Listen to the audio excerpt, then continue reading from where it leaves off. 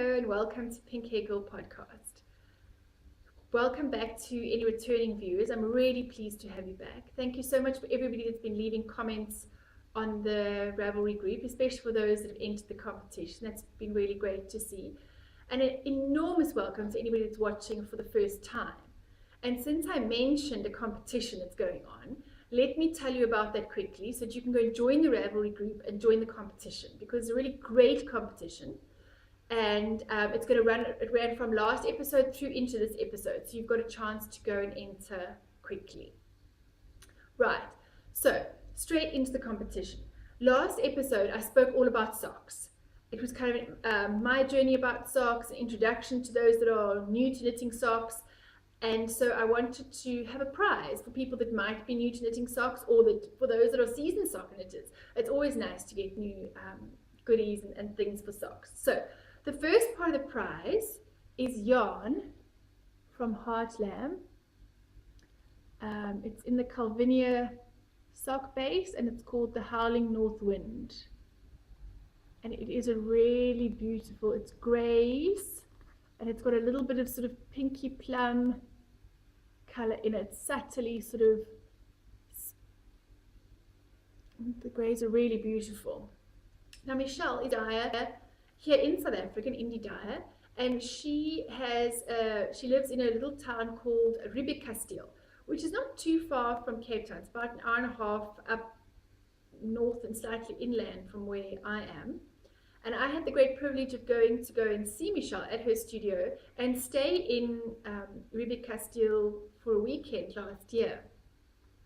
Just before Claire, who has the pattern prize as part of this prize, and I'll talk about it a little bit later. Just before Claire relocated from South Africa to Edinburgh, she came to visit me and we went up to Ribekasteel for the weekend to go have a little break, get away, do some knitting, discussing patterns, planning, plotting, all that sort of thing.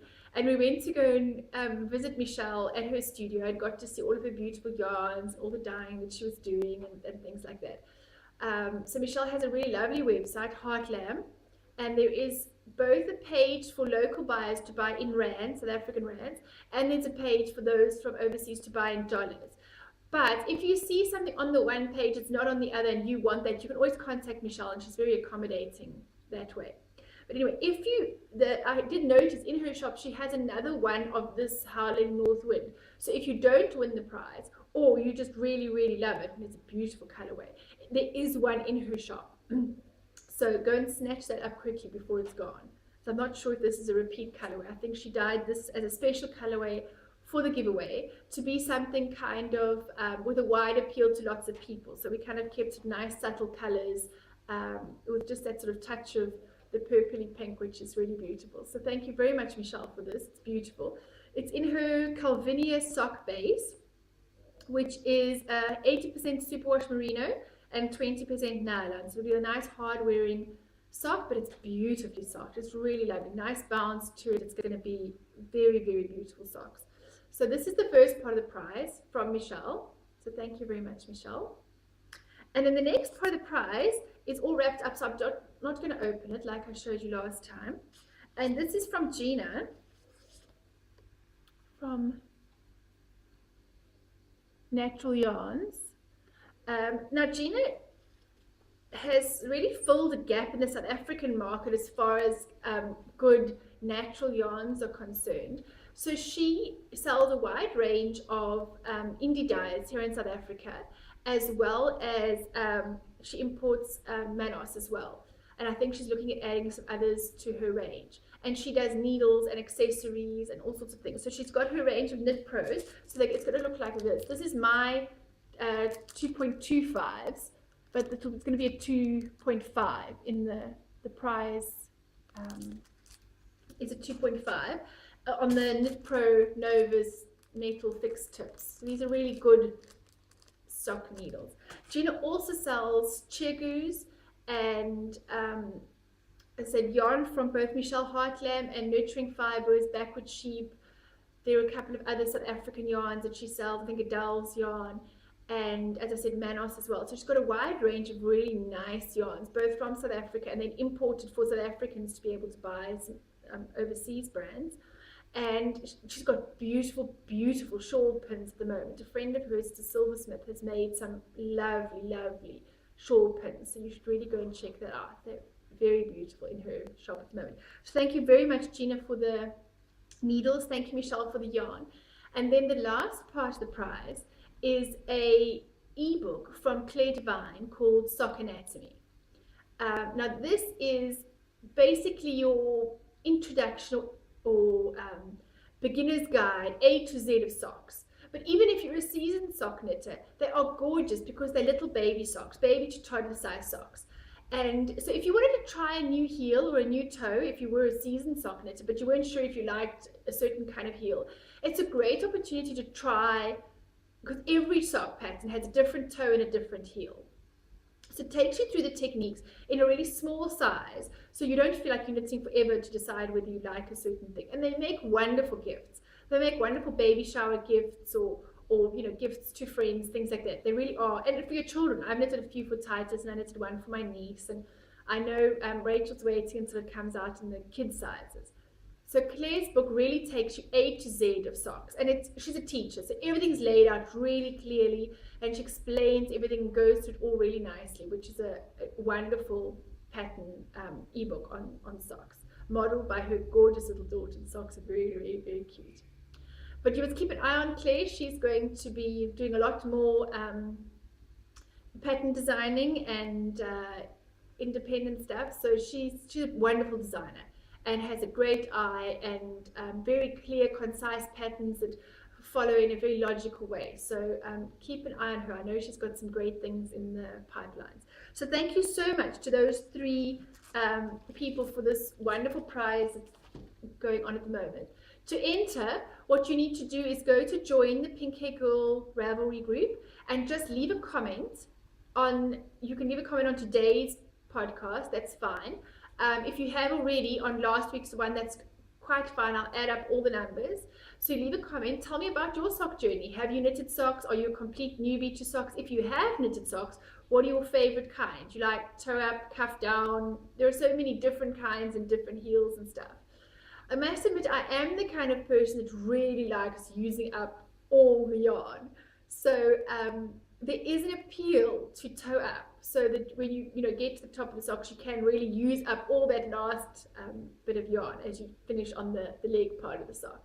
But there are so many different patterns and wonderful adventures into socks. And it was really nice to hear so far that people have entered, those that are seasoned sock knitters and those that are really excited to get into sock knitting. And that's been great to hear. So go and leave your comments if you haven't yet on the thread for the podcast. You could do it on either last week's podcast or this week's podcast if you're watching for the first time. And just tell us about your sock journey. If you would like, that's your first entry. So you need to be a member of the group and have left a comment on the group. And then for extra entry, there's a photo that you can find on my Instagram. My Instagram is Pink Hair Girl Knits. And there's a photo of the competition, which you can reshare with the details that people can join the Ravelry group and listen to the podcast for the details. And then also either on Facebook or Twitter, you can share the competition there, and those will each get you an extra entry. So that's our competition. So that will run until the next podcast. I'm a little bit out of schedule because I didn't record on the weekend. I usually record on the weekend, but I was having issues with pain this weekend, so I wasn't able to record. And today I snatched a few moments. It's actually Wednesday, and not a usual day for me to podcast. I think Wednesday the 25th of June. I hope that's right. I think that's right. But the youngest, Titus, goes to a play group in the morning to give me a bit more time to homeschool the other two. So the house is quiet, and it just gave me a chance to quickly do this now because I wasn't able to do it on the weekend. So I'll try and get that up, and then if I record on the weekend, I'll schedule that later into next week. So yeah, as I said, I didn't record because I have some issues with pain, and I mentioned with the whole 30 that there was some sort of health problems that I'm trying to fix, and seeing how much of that can be diet related and how much of that can be sorted out with that. So pain is such an interesting thing because my job before, as I mentioned in one of the episodes, was a palliative care nurse. I was what's known in England as a Macmillan nurse, which deals with terminal care and cancer patients and end of life care. And a lot of what I did was a specialist in pain, managing people's pain. And it's such a different perspective being on the other side of pain, being the one needing to take the pain medication, being the one needing to go through the side effects of a lot of these medications, and trying to live with pain. It's quite a different experience. I've been really enjoying some podcasts that helps a lot during the time when you are in pain to sort of, sometimes I can knit and that helps a lot. Using your hands and distracting your mind with something else helps an enormous amount. And sometimes when I just need to lie down and I can't actually do, knit at the same time, it's really nice either to watch a podcast or to listen to podcasts. And I know there are quite a few of the other podcasters that I listen to that do deal with chronic pain. I'm quite lucky, whereas mine comes in set cycles, and so that I do have periods of being pain-free. And I know there are quite a few others that deal with constant pain, chronic pain all the time. And that is quite debilitating. And I'm always encouraged by their strength and by their courage to face what they're going through and how much crafting helps them. I think crafting helps people in so many different ways, whether it's with physical pain, sometimes it's emotional pain, sometimes it's all sorts of things. I think crafting really does help in so many ways, in so many people's lives. It brings so much to us, often more than we can know how much it means to people. So I was listening to the Stitched Together podcast, and she also deals with chronic pain. And I loved her idea of, she has a challenge to herself for her stash. What she does is, when she's going to go choose a new project, she puts her hand in her first box of stash without looking and randomly pulls out yarn. And then that's what she's got to use. She's got to make something with that and go find a pattern to match or whatever it is. And I thought that was a fantastic idea, because there are so many things in my stash that I know what I want to do with, or know that I need to go and find something specific for that. But I don't always go and do it. And I thought that was a really cool challenge. So as soon as I have slightly less whips, I am going to go and try this. Put your hand in the yarn box and pull out something, and you just have to use that thing. It just forces you to find something interesting to do with what you pulled out. So I'm kind of keen to go and try that. It was a really great discovery. Sorry about my dog barking in the background. The whole 30's been going well. I think I'm on day about 17 now. It hasn't been too bad. This is kind of the middle bit, the kind of coasting bit. It gets a little bit boring, and sure, you do crave things now and again, but I'm quite motivated to see if this is going to help with some of my issues. So it is an extra motivation to me to try and get this right. So in the next section, I'd like to tell you all about my finished objects, because I've got a few this week. Okay, so I'd like to share some of my finished objects with you. I have a few this week, not too many, but I do have a few that I've finished. The first one is the Big Sister that I knit for Rach, and I shared this when it was still a whip in a few episodes. So this is the Big Sister pattern, and I will link to that in the show notes. I have linked it before. Now the designer's name has completely slipped my mind, but I'll go and link to it. It's actually a little dress in the pattern, so it's got the bottom in the pattern kind of goes out a bit more. I kept hers straight because we weren't quite sure that we would have enough yarn, and because also it's quite a bulky, heavier yarn, and I didn't want it to look like a sort of a boat, kind of too big. Rachel's quite a slender child, so I didn't want it to look sort of too big and too overwhelming on her. And this is knit with the Peyton's Soy Wool Stripes, which I believe is actually discontinued now, but it's a really lovely plum, purples, reds, pinks, browns. It's a very nice striped yarn. And I had said before that I was going to do these same garter ridges on the bottom to kind of end it off. I'd seen other people had done that, and I think in a lighter weight yarn it might have worked okay. But when I did that on this one, it actually ballooned out terribly. It really looked, it didn't look nice at all. So I just did a very simple 1x1 rib on the edge, and that brings it in. Rachel's very slender, so it just brings it in really nicely. And I think it looks quite cute. I will put, there are some pictures on my project pages. I'll try and insert one.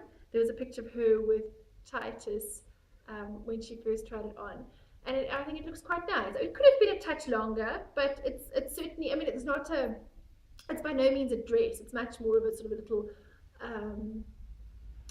pullover jersey type of thing, and it's very warm, and she's enjoying wearing that over her long sleeve tops. It's the yarn is I don't know that I would have it directly against my skin.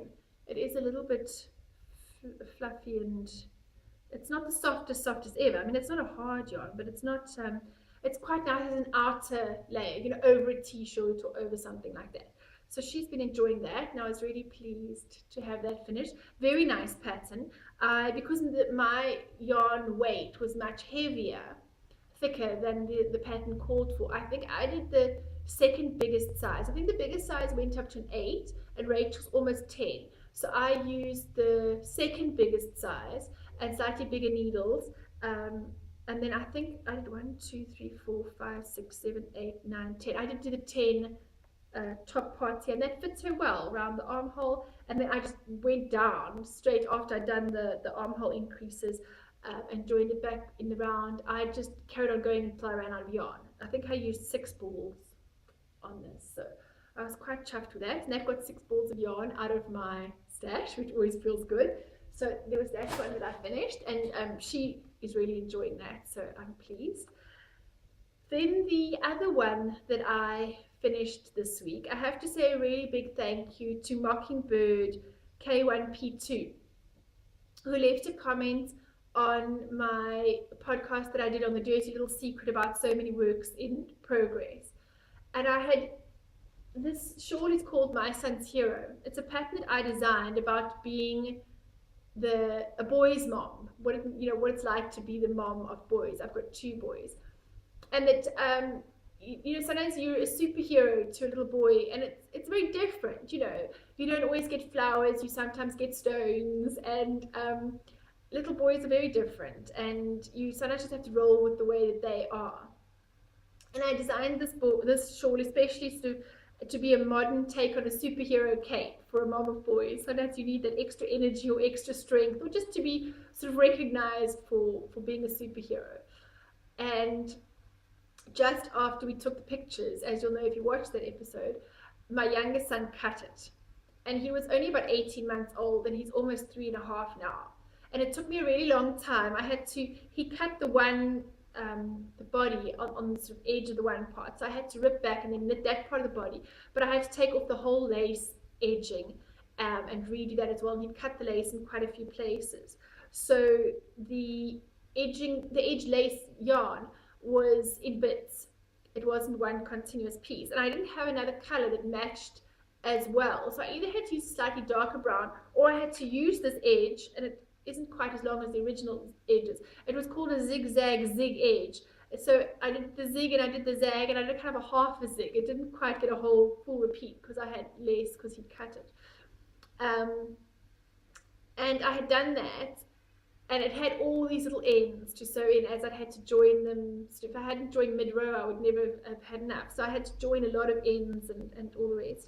And I only just recently learned about the magic knot. Have any of you used that? Where you do like 2 little knots, and then you pull it together and you cut the ends really close together, and it makes an almost invisible knot?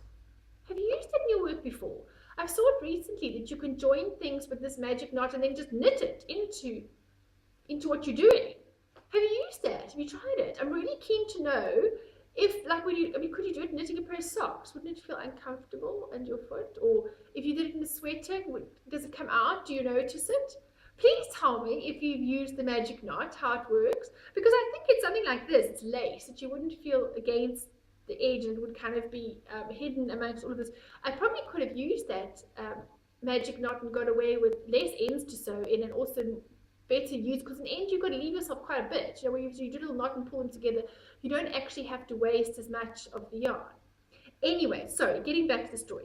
Mockingbird Knit1 P2 said to me that part of the story, because I wasn't sure whether to rip that edge out and to do it again in a yarn that I didn't have so many ends, or just to sew in all the ends. I mean, we all hate sewing in thousands of ends. And so there were different points of view. People thought rip it out or leave it or whatever. But she just said to me, it's part of the story. This shawl has a story. And it's a story about, the whole shawl I designed was about being the mom of a little boy. And this is what little boys do sometimes. And he wasn't naughty. He was 18 months old. He didn't know. He found a pair of scissors and it felt nice to cut. And so he decided to cut it. And she said to me, it's part of the story. The story has a shawl. And whenever I wear it, I will remember that and probably look back and smile and think he's very lucky he's still alive and I didn't kill him, and how you need your superpowers sometimes as much to deal with the funny things they do as anything else. And I really thought that was lovely. I really thought it was so true, that sewing in the ends was part of the story, that this shawl needed to not be perfect. It needed to have an edge with how there's thousands of little ends all sewn in, and that completed it. That was its story. So I went and I sat down one evening while watching TV with a geek. I just sewed in all the ends. And I really love, I mean, I've always loved this shawl. I just really love it. So it's all sewn in, and I blocked it nicely. I know MVI made one recently and she asked me how I block it. Did I pull out, because it's got this little picot bind off, and she asked me, did I pin each one out? I don't. Actually this one I don't pin it all. I just lay the garter out in a sort of a crescent like this and sort of spread it out, and then I just on the edge with my hand just use it to make you kind of pull out the edge evenly, and I just let it dry flat on the bed like that. I didn't actually pin it at all. I'm so chuffed with it. I'm really pleased it's finished. It's so lovely and squishy. You can wrap it around you. It's a really nice shawl, and I'm really glad to be able to finally get to wear it. I only ever wore it the one day we took the photos on the beach, and just after that he cut it. So I'm really pleased to be able to wear it. So thank you so much for that comment. That was perfect, and I have now finished it and I'm delighted. So thank you. Huge thank you for that. And then the other thing I finished was the little baby dragon wrap. The only thing I haven't done is I haven't put a little button on yet. What I'm going to do is, because it crosses over, I'm going to inside do a little ribbon tie, and then on the outside I'm going to put a little button over here, a little button catch over here.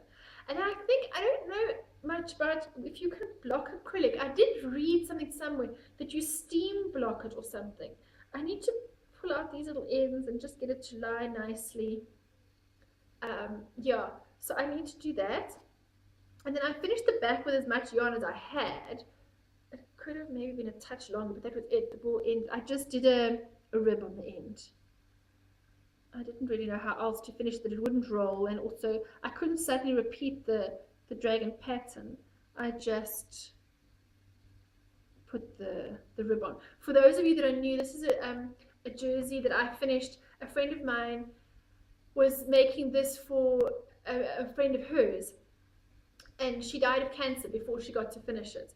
And when her mom gave me some of the things from her stash, this was in it, and I knew who it was for.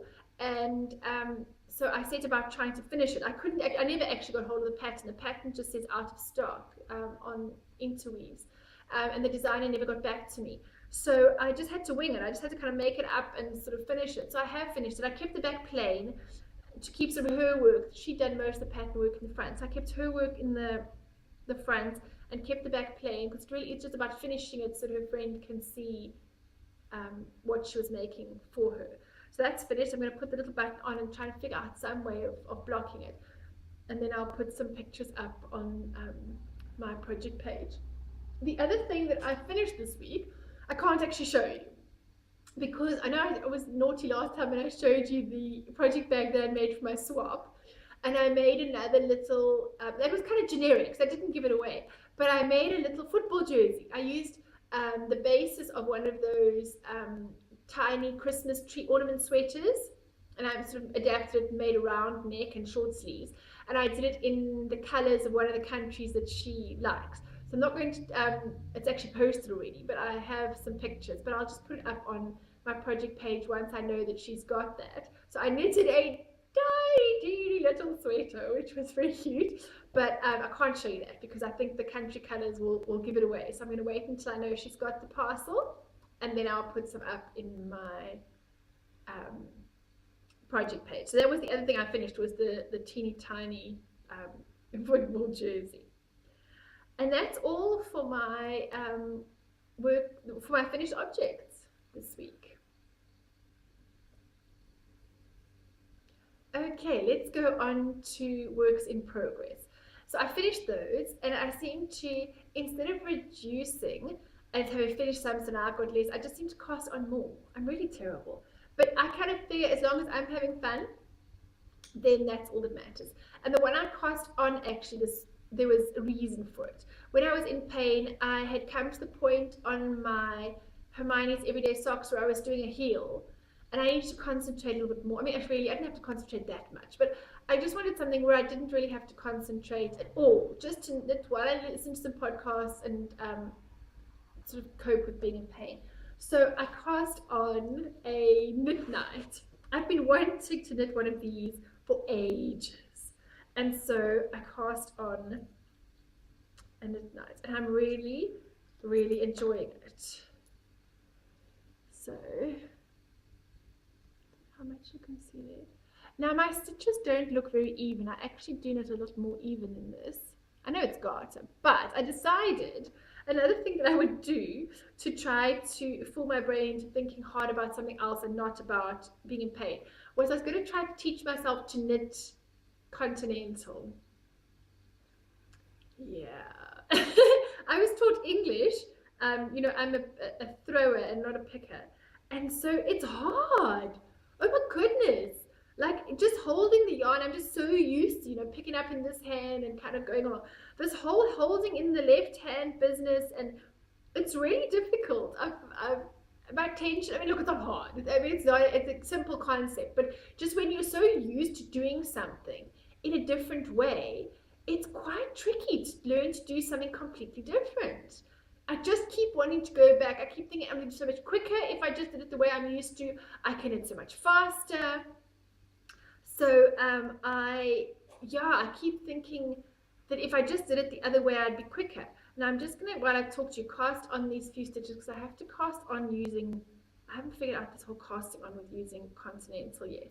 And I know when I posted on Instagram that I was learning to knit continental, my friend Sharon was asking, what's that? And why is it different? And so I said to her that I would make a little video and show her what knitting continental was versus knitting English. So I'm just going to do a few stitches here. Do the cast on and a bit of the cast off. Okay, Sharon. So knitting English is like this. It's what's called a thrower. So you hold the yarn in your right hand and you actually almost let go of the needle, and then I support it with my thumb, and then you use this hand to throw the yarn or to push the yarn with your finger over the needle as you knit. It's not supposed to be the most the quickest way to knit because you let go of the needle and then you've got to take your finger over. So continental is supposed to be quicker and more efficient because essentially you're holding your yarn in the left hand, and so you never have to let go of the needles. You know, when small children learn to knit English, especially mine, you know, they put the needle in and they let this one go and they haven't learned to support it, so this whole needle falls down, and then they take the yarn, they pick it up and they wind it around and stuff. So I can see maybe how teaching children continental is easier because they never have to let go of the needles. They haven't learned to support the needles with the other finger. Okay, so that's the way I knit English or normal. You know, I can just kind of go into the stitches, wrap the yarn around, and I kind of keep going like that. So now to knit continental, you have to hold the yarn in the other hand. Okay, so now you hold it in the left hand, and instead of letting go, you go through the stitch, and then you kind of have to hook. You probably have to have your camera on the other side to see this, but you kind of have to go in, and then you've got to hook the yarn round as you're going. and my hands are probably totally in the way. Let me see if I can show you here. I'm not sure if you're going to be able to see. So you got to go in and then you hook it round. You go in there and then you've got to hook it over the yarn that's kind of held in your left hand behind. If I edit this and you can't see it very well, I will go and do the clip the other way around with the camera behind me, and then I'll show you. But I mean, as you can see by me doing this just here, I'm very slow. It's not easy for me to just kind of whiz along like I do with English knitting. I kind of really have to concentrate. And you've got to get each little stitch, and my tension just goes rubbish. It's terrible. And apparently there's a whole technique for purling continental. Like, it's a whole different ball game. But I don't know how much I need to learn purl continental, because actually really what I want continental for is for color work, for stranding, because when you're doing stranded knitting or ferrule or those kind of things, it's useful if you can hold the two yarns in each, the yarns you're using at that time, one in your left hand, one in your right hand. Then you can just be knitting off the one that you're using. Now that's another whole ball game of learning which finger to put forward and how to do that all. But if you can do continental, it certainly makes it a lot easier. So I thought that the knit night, seeing as the whole thing is garter stitch, would be a perfect pattern to learn to knit continental. Now that's about as much as I'm going to do now, because this really does take my concentration. So the knit night is a fantastic pattern. I've really been in love with it since Claire made one for Rachel, and Rachel wears it all the time. It's kind of in some yellowy yellows and greens and mustardy colors. It's really pretty. So mine's in these pinks and purples. So here's my yarn that you can see in there. You see the colors in there? I'm not so sure. It's a bit hidden by its little yarn bag. Isn't that cute? Celie Ann did this for me, and I'm going to link to her Etsy shop. She's got a little Etsy shop, and she sells project bags, and she said she might give us a project bag for a giveaway on the podcast, which would be very exciting. But she does these little yarn bags, and if you're doing a center pull, you know, sometimes your center pull can get a bit sloppy, and it can, especially near the end, sort of start falling apart and get all over the place. So to keep your center pull ball all nice together, she does these little yarn bags, and she sent me one, and it's so cute. I love it. So I'm using this lovely little yarn bag, little tie and everything. So you just pop your ball in there, and there it sits, and it keeps it all together. And I'm really enjoying that. So this was just a shawl to cast on because I needed something to make me feel better. And so I just enjoyed knitting it, and it was fun, and I poodled along doing, you know, I said I couldn't concentrate on the socks, and yet I decided to teach myself continental, which seems, but I didn't want to be reading a pattern, going back and counting stitches and stuff, whereas continental, I know what to do, I just needed to practice doing it. And so then engaging your brain on doing something that it's not used to, or learning a new skill, actually does help you to not concentrate quite so much on how much pain you're in. And this is in a lovely project bag. This project bag was given to me in a swap by Googs, and she said she had the pattern somewhere, the pattern was available somewhere. It's really nice. It's got these sort of, it's got a base, and it's got sides, and it's got a drawstring and little pockets inside. It is such a cool bag. I must ask her for the pattern, because I think after it was so easy to make my last one, my last one wasn't even not nearly as fancy as this. It's got like cool seams on the outside, and it's all lined, and it's all beautiful. I must ask her what the pattern is. Maybe I should try and make myself. I love project bags. I so love project bags. And because I'm one of these people that has way too many projects, I never quite have enough project bags. So, Googs, if you watch and if you're listening, please won't you tell us in the thread what pattern this is, if it's an available one, even if it's one to buy. I want to try and make it. I was quite chuffed with that project bag I made the other week, and was kind of had some renewed vigor into trying some more sewing patterns. Now, there was something I saw on Instagram that linked to a pattern that's available on Crafts. Now I must go and have a look. It's a like a notions bag almost. I think it's for sewing. You're supposed to keep your scissors and all those kind of things, but you can keep so many of your knitting things nicely in there. And I must tell you a disastrous story. I have lost one of my higher needles. Yeah, my 5. It slipped out. You know, the little bag closes around and it's got a little bit of Velcro on the side and then it folds, but it isn't actually sealed. So it must have, in my yarn bag where I had transport, it must have just fallen out because, you know, if it was upside down, it could have just easily slipped out the side. I am devastated. So I've already lost my 5. I'm very sad. And so this bag, I will go and find out what it is, and I will link it in the project. It's got all these zips. It's kind of like a whole bag with many zips. And then it closes all together. If anyone remembers what it's called, please let me know. But I will go and have a look as well. I think it was in the Crafty Koala's Instagram feed that she had done one, and it's really cute. And I thought I might actually get that craftsy pattern and try out making that sometime. I'm not sure. I'll have to go and have a look. I always get more distracted with knitting. But anyway, on from sewing and back to knitting. My Hermione Everyday Socks, which is a free pattern on Ravelry, I will link to that in the show notes, are really no further than they were. I've been finishing other projects and making jerseys and sewing in ends and stuff, so I didn't really get any. I think I did 1 or 2 more rows on the heel part. I'm really enjoying this pattern, and I'm keen to see how this sock yarn holds up. I'm quite excited to use it. I know it's called her Man Sock range, but it's by Nurturing Fibers, sorry, in case I didn't say that.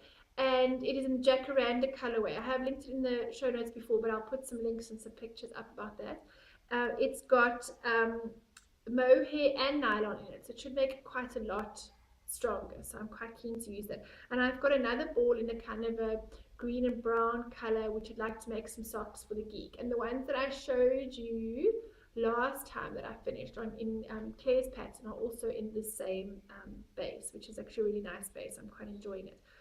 So these are the Hermione Everyday Socks, and I'm doing these for the Geeky Girls Knit podcast. They have a summer knit along because it's summer in the northern hemisphere. Here I am like wrapped up where it's cold in winter down south, but they're having a summer knit along. I'm doing the Hermione socks for that knit along, and actually I decided to my knit night that's in those pinks and purple also seems like really summery to me, so I have decided to enter that one too. So I have to finish both of these by August, but it's cool. It's only June, middle of June, so I think I should be able to do that. So that it really is no further than it was. I think I might have done 5 more rows, but nothing actually noticeably extra on that. So that's that.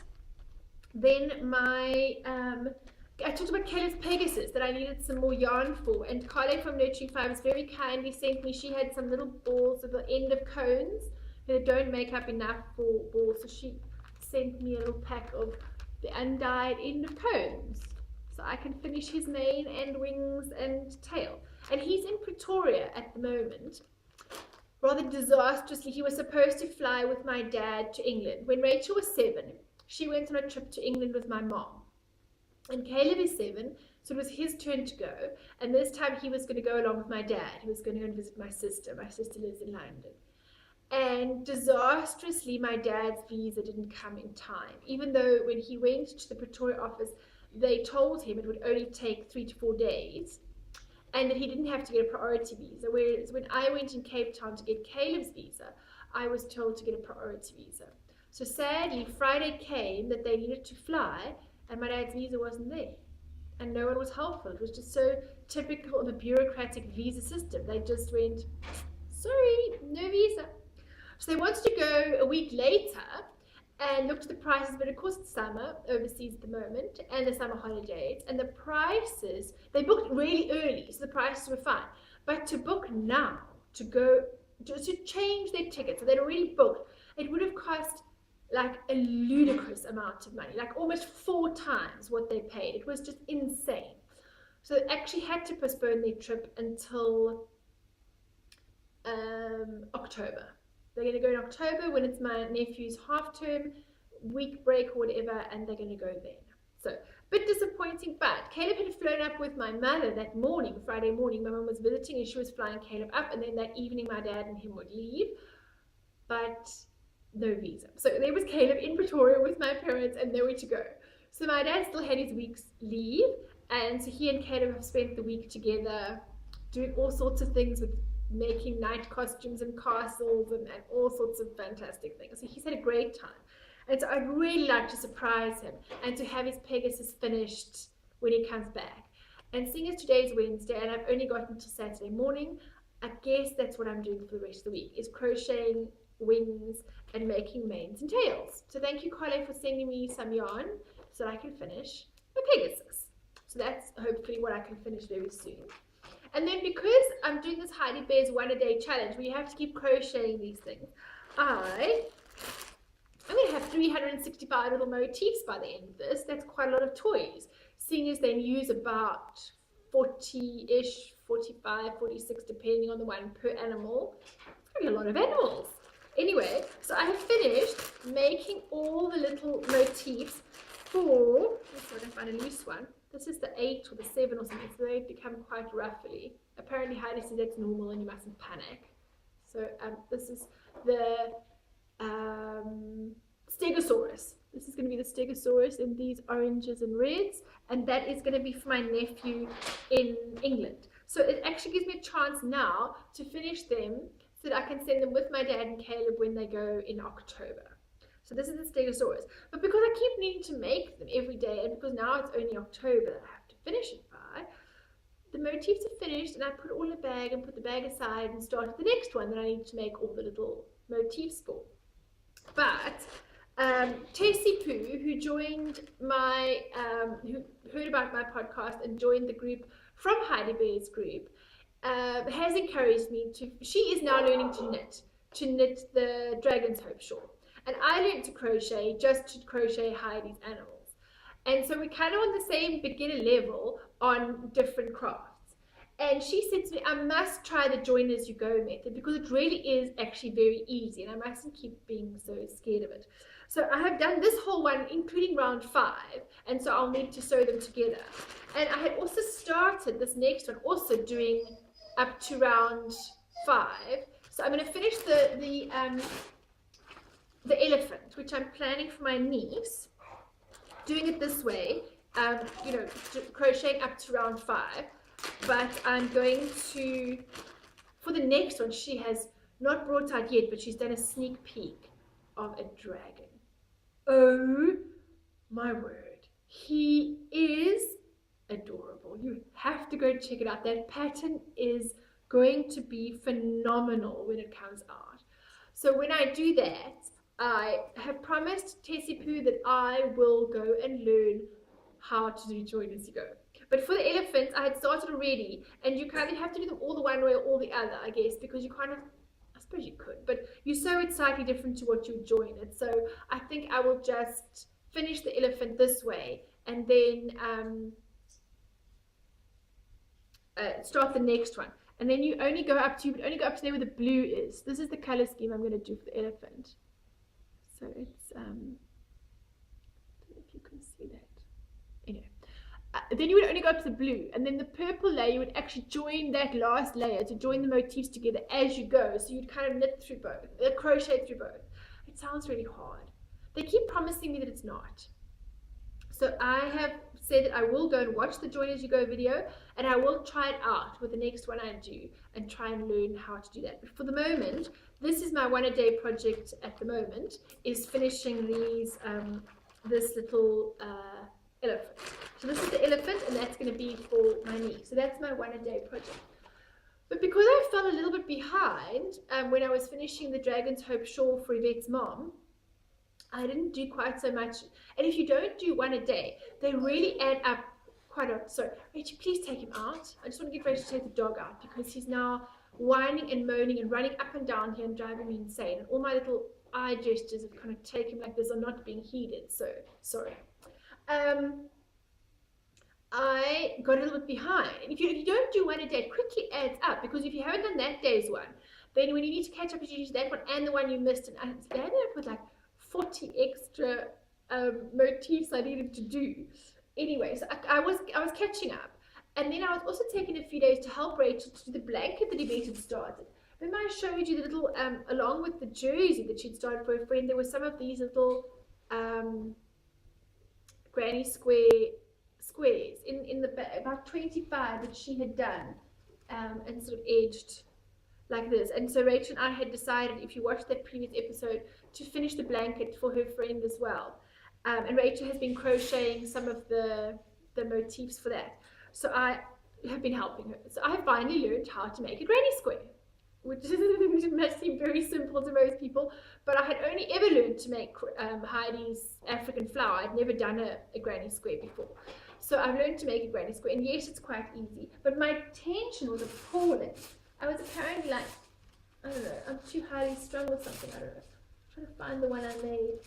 The first one I did was just like, they did 3 rounds. This is 1, 2, 3, 4, 5. I have to do 5 rounds to get the same size granny square because I'm like really tight.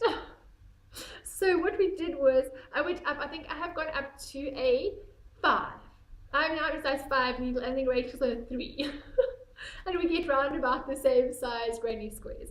So I have been doing these, look, that looks better, doesn't it? They're very wonky, I'm not good. My granny squares are not good. So I've been doing these little granny squares. So I managed to catch up because Heidi's challenge was a modular challenge. You just had to do any, you had to try and keep up with 1 a day of doing the module, and she let you catch up if you get behind. You know, by the end of the month, you just need to be on the right total for that month. So I have been doing these little ones in pink, and I did a few in yellow. And look, I got a bit better. I made them a bit looser. And they're not, I mean, I'm hoping that when I sew them all together, that they will become a slightly better shape. So anyway, that's also what I've been doing. My work in progress at the moment is trying to help Rachel catch up with finishing this blanket for Yvette's friends. I've been edging them in white, and I think Yvette had about 25, and I've done about 15, and Rachel's done about 15. So we just need to make, we're not going to make a huge blanket, we're just going to really make a very small baby blanket. It's really just for the idea. I think it's about 77 or 70 something that we worked out that we needed. We were just going to make a really small baby blanket, and I'll do a couple of layers around the edge just to kind of make it a bit bigger. It's just to show really the stuff that Yvette had done, you know, that Yvette had planned this project for her, that we were just trying to help finish it. We don't really want to take over the whole project. So I need to think out a way of sort of laying it out. I'm not sure if to do Yvette's ones all in the center and ours around, I don't know. I haven't quite thought about it. Or just integrate them all over the place, I'm not sure.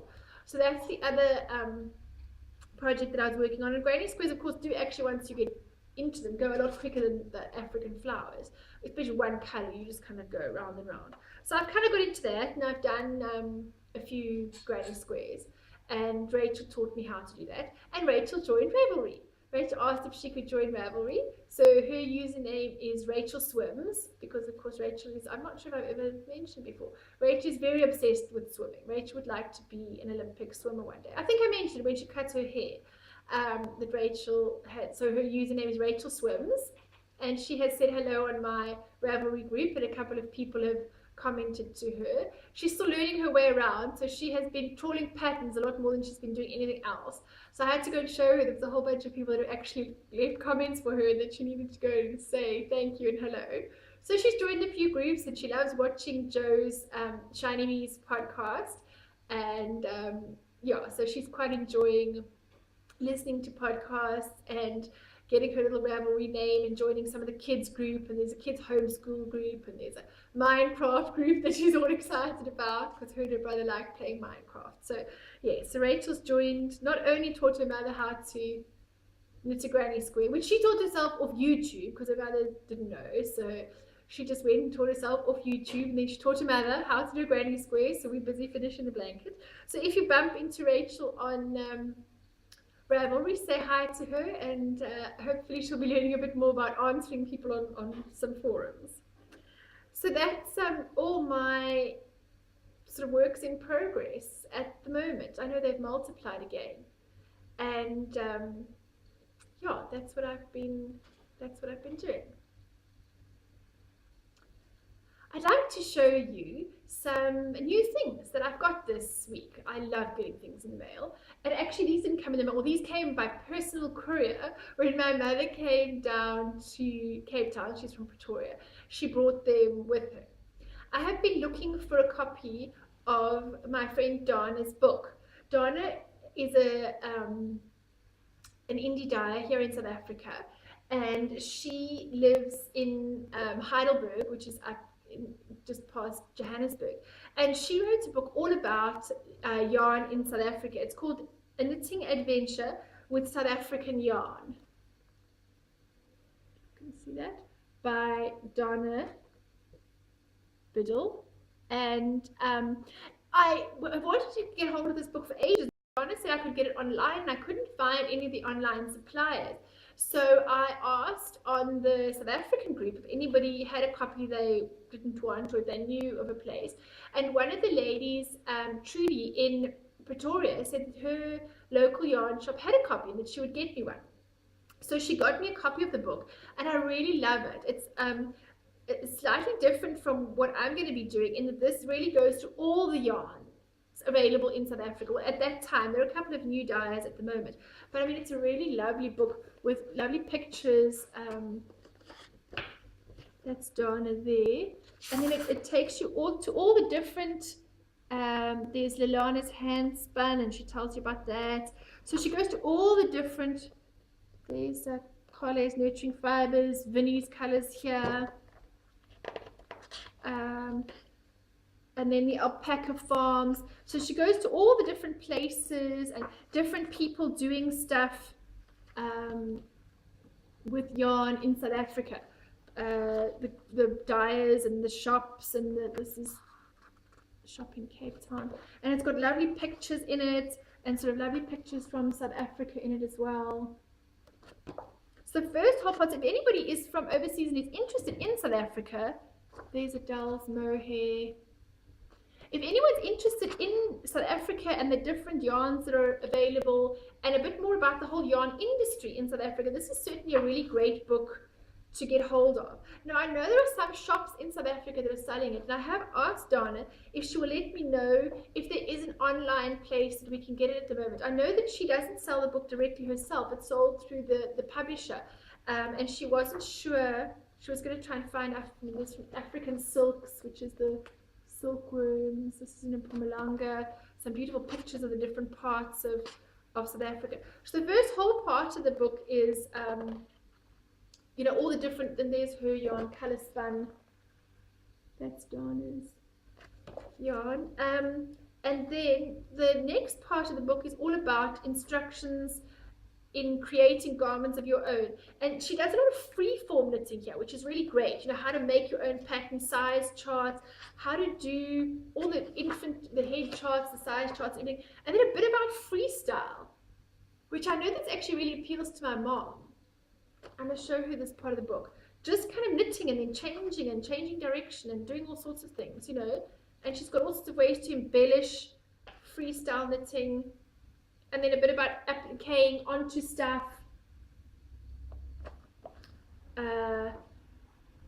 Tubular knitting around, so telling you the basics on how to knit. And then how to just kind of go for it and make up a project from it, which I think is fantastic. A really interesting way. And then she's got an actual pattern section, and these patterns are some of hers and some of people in different designers from South Africa, and these are not necessarily inspired by scenery or landscape, but I mean some are. For example, there's the African drums top there, which obviously has a very African feel to it, and there's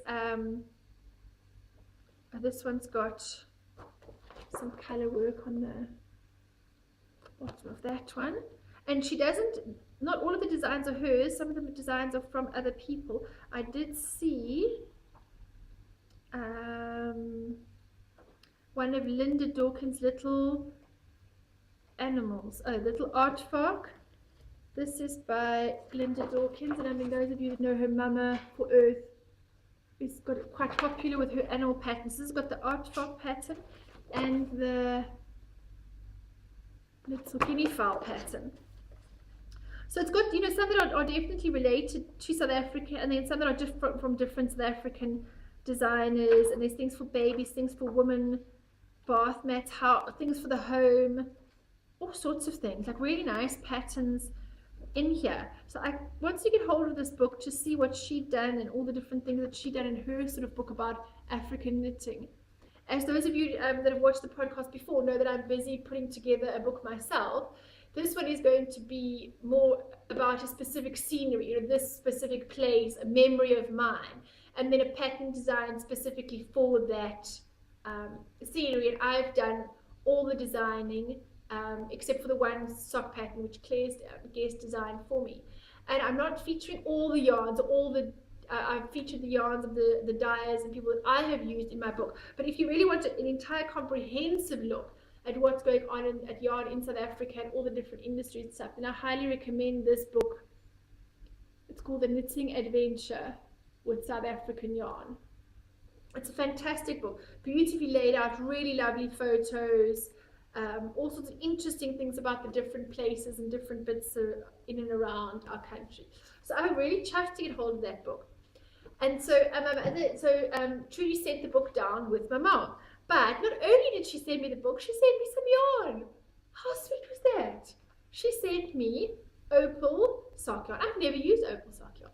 I know it might not be as exciting to other people because it's kind of just a commercial dyed yarn, but it's a good, strong sock yarn. 75% wool and 25% nylon. And it's in this lovely yellows and purples. And those of you that know Rachel Knits will know that Rachel Knits' Rachel Swim's favorite color is yellow. And so I said when I got this one, I don't know anybody that's going to like yellow socks. And I was like, me. So I'm going to have to knit Rachel some opal socks. And it's up in this little, I'm sure you all know this because I must be like the only person overexcited about getting opal sock yarn. Like, it's great. I actually really like the yarn. I saw that Starry Night, and I know there's a Van Gogh series, and there's a Harry Potter series, and it's just like really simple, basic sock yarn. You put it on your needles, you know it's going to be strong, and you can, and it makes all the self-patterny bits. So I'm quite excited about that. So I'm going to be knitting Rachel some circus socks. This is in the circus colorway, the circus range. I don't know if they're different colorways in the circus range. I'll have to go look.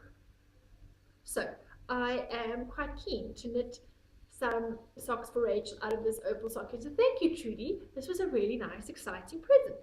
And then the other thing she sent me is not labeled. She says to me, excuse me, that she thinks it is merino and sisal.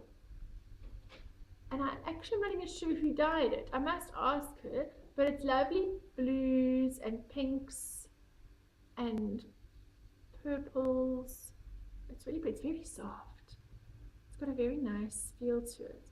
So as I said, she said she thinks it's merino and sisal.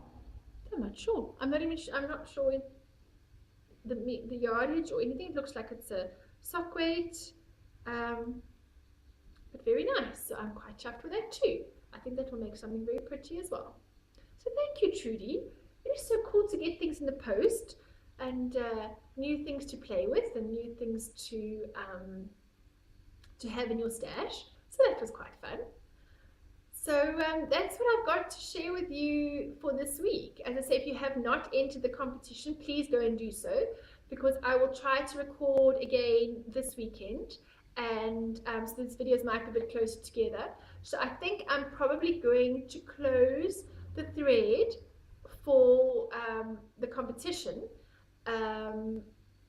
on Sunday night. South African time, midnight, Sunday night will be the last time that you can enter the giveaway for the socks. So I won't close the thread because it'll be the comment thread on this episode, so that'll be open, but I'm just going to put my comment will say, okay, the entries for the sock competition is now closed. Any entries after that, I'm not going to count those. So midnight on Sunday, and then if I do record on the weekend, that will hopefully come out next week. Hopefully this Wednesday today. The editing and upload time in South Africa is very, very slow.